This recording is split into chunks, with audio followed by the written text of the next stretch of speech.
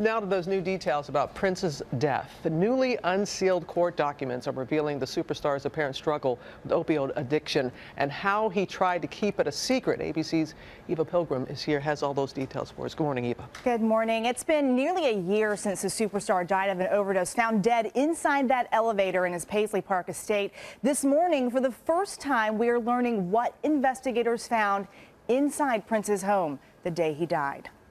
Search warrants into music superstar Prince's death unsealed, painting a picture of the singer's opioid addiction. All my cares and troubles dive right off my windowsill.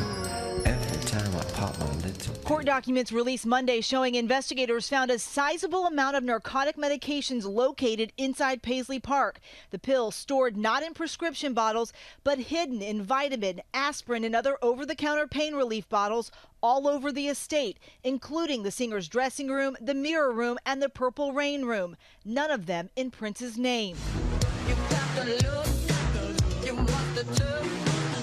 Some of the pills found in a suitcase with the name tag Peter Bravestrong, an alias Prince was believed to have used when he traveled, along with handwritten lyrics to his 1987 hit, You Got the Look, were prescribed under the name of his longtime friend and drummer, Kirk Johnson, including oxycodone that police say was prescribed by Dr. Michael Schellenberg after Prince's plane made that emergency landing in Moline, Illinois, just days before he died. What's the nature of the emergency? An unresponsive passenger. The newly released search warrants say that Schellenberg told investigators he put the prescription in Johnson's name for Prince's privacy. However, his lawyer telling ABC News overnight, Dr. Schellenberg never directly prescribed opioids to Prince, nor did he ever prescribe opioids to any other person with the intent that they would be given to Prince. Johnson telling investigators he was unaware Prince was addicted to pain medication, despite witnesses telling police the star's assistants had arranged a meeting for him with a rehab center for help. That center's representative at the home the morning Prince died called 911. At Paisley Park, 7801 Audubon Road, person down not breathing. The music star's ex-wife telling Good Morning America. He was a machine. He was a machine. Music kept him going. That was his drug. That's what I knew. But what's still not clear is where Prince got that powerful narcotic fentanyl that ultimately took his life. Investigators scouring his computer, email, and phone records looking for any clues. But this morning, still no answer to that question. Robin. Eva, thank you. For more, let's bring in Dr. Drew Pinsky. And Dr. Drew, always good to see you and get your insight and perspective. You heard the report. You've heard what these documents are alleging. And so what do you make of the fact that so many prescriptions, so many drugs were found in various areas of the house?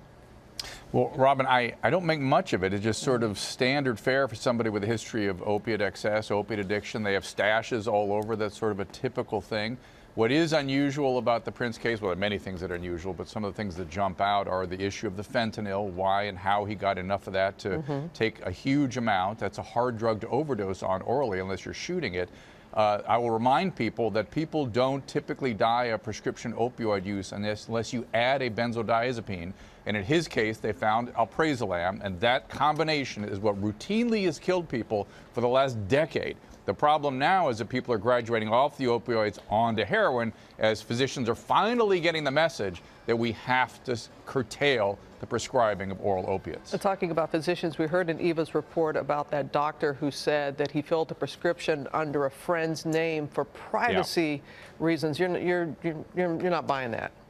Well, if that's true, again, we don't know what that doctor was up to, but if a doctor does do that, it is unconscionable. Not only it's just unthinkable to do that. It violates DEA rules, it violates business and safety codes, it violates, it's just, we can't monitor the opioid prescribing practices, but it does highlight one thing that happens all the time, which that people in special positions, celebrities and whatnot, often seek out special care.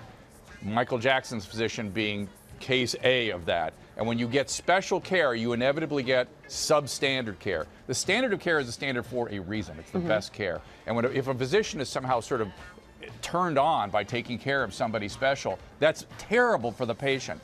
What Prince needed was the same as every other person with addiction. He lived 30 minutes from one of the premier treatment centers in the country. He lived 30 minutes from Hazleton. They could have thrown him in the car, taken him to Hazleton, and he'd be alive today. But trying all this special needs, people flying out from San Francisco, it's unthinkable.